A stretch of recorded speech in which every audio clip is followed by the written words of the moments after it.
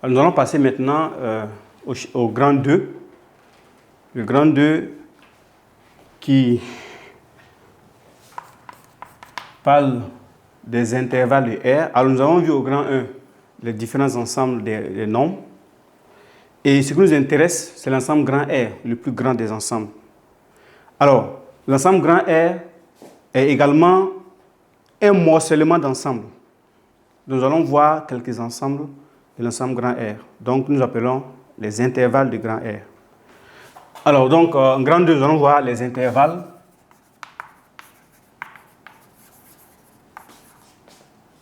de R.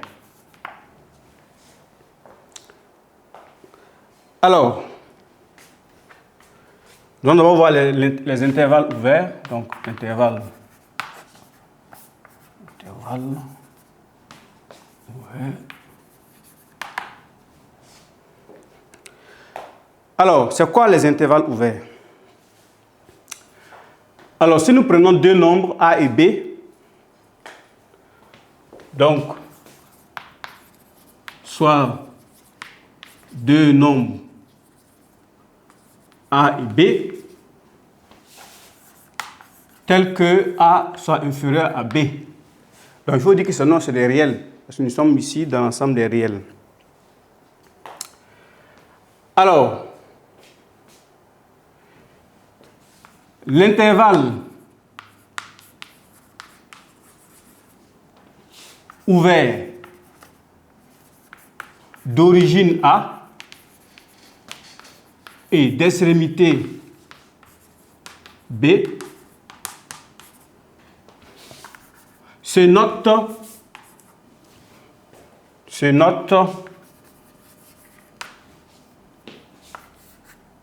A,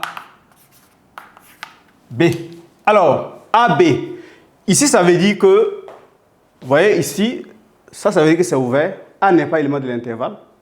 Là, également, B n'est pas élément de l'intervalle. Donc, ici, nous sommes dans le cadre d'un intervalle ouvert d'origine A et d'extrémité B. Alors, nous allons représenter cet intervalle-là sur la droite des réels.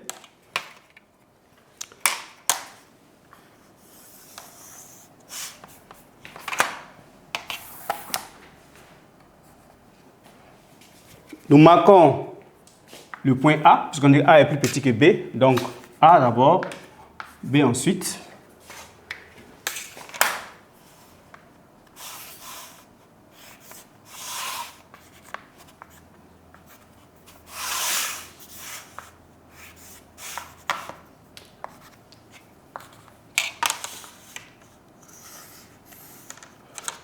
Voici une représentation simple de l'intervalle ouvert d'origine A et d'extrémité B.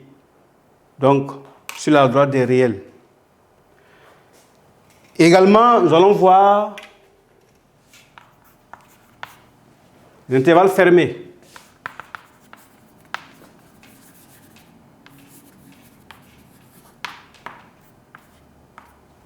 Intervalle fermé. Alors, nous allons toujours considérer deux réels A et B tels que A soit plus petit que B.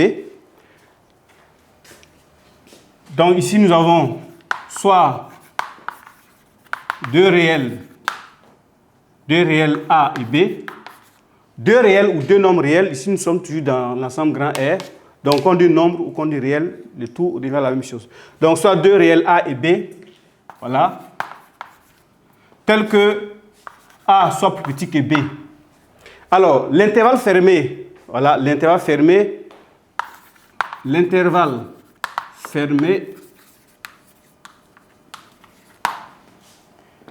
d'origine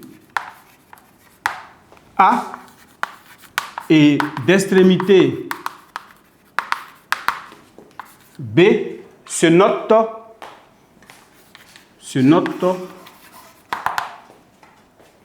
donc là maintenant je ferme les intervalles. Ça veut dire que A et B sont éléments de l'intervalle. Alors si nous voulons faire une représentation simple de cet intervalle là,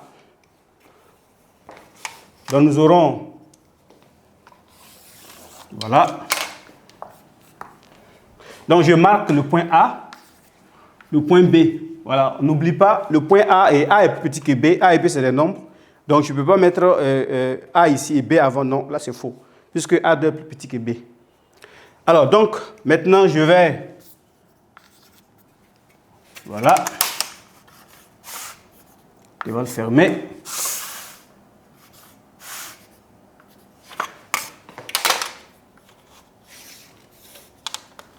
Voilà. Donc, voici une représentation simple sur la droite des réels de l'intervalle fermé AB. Maintenant, il se trouve que l'intervalle peut être semi-fermé ou on le dit semi-ouvert. Ok, donc nous allons voir les intervalles semi-fermés ou semi-ouverts. Donc, 3 intervalles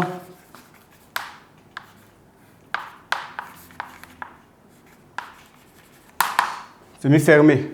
On peut aussi dire semi-ouvert. Alors, donc, si nous considérons toujours deux réels A et B tels que A soit plus petit que B, on dira que l'intervalle est semi-fermé ou semi-ouvert lorsque l'un des deux côtés est ouvert. Donc, nous allons toujours prendre deux réels A et B tels que A soit plus petit que B. Alors, donc, soit deux réels ou deux nombres réels, soit deux réels A et B, tels que A soit plus petit que B. Alors, l'intervalle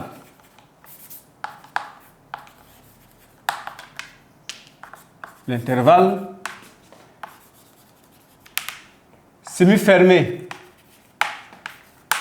d'origine A et d'extrémité B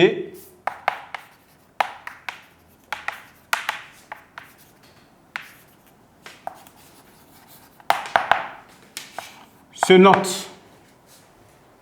Alors là, nous allons essayer de résumer les deux. Se note. L'intervalle peut être ouvert côté de A, donc côté gauche, ou ouvert côté droit, côté de B. Donc là, un astérisque. Ici, ça vous dit quoi? Ça vous dit que l'intervalle est ouvert à gauche. Et là, ça veut dire que A n'est pas élément de l'intervalle. B, il est élément de l'intervalle. Donc là, c'est un intervalle semi-ouvert, ouvert à gauche. Ou on peut également avoir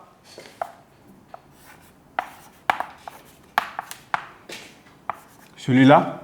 Pour dire ici que l'intervalle est ouvert maintenant à droite.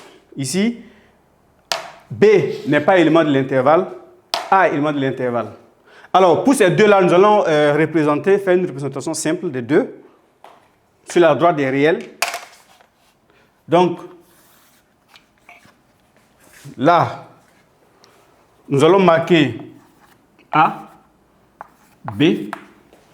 On va d'abord représenter cet intervalle-là, qui est ouvert en A. Voilà.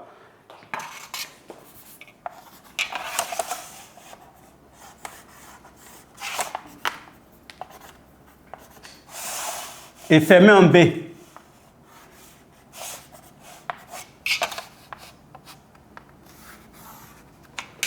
Voilà. Ça, c'est pour le tout premier intervalle. Maintenant, pour le second intervalle,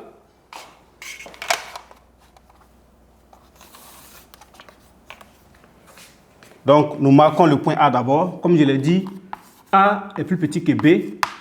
Voilà. C'est vrai que ce ne sont pas des nombres choisis, fixes.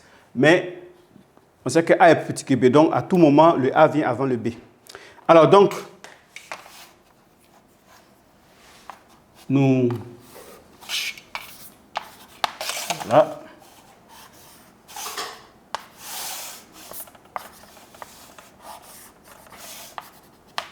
Voilà. Donc, ce second intervalle veut dire que A est élément de l'intervalle et B n'est pas élément de l'intervalle. Donc, ça, ce sont les intervalles semi-ouverts ou semi-fermés. Alors, nous allons maintenant passer aux intervalles à extrémité infinie. OK. Donc,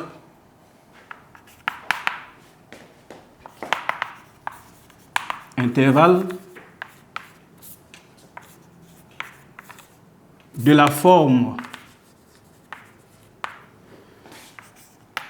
moins l'infini à A ou A plus l'infini.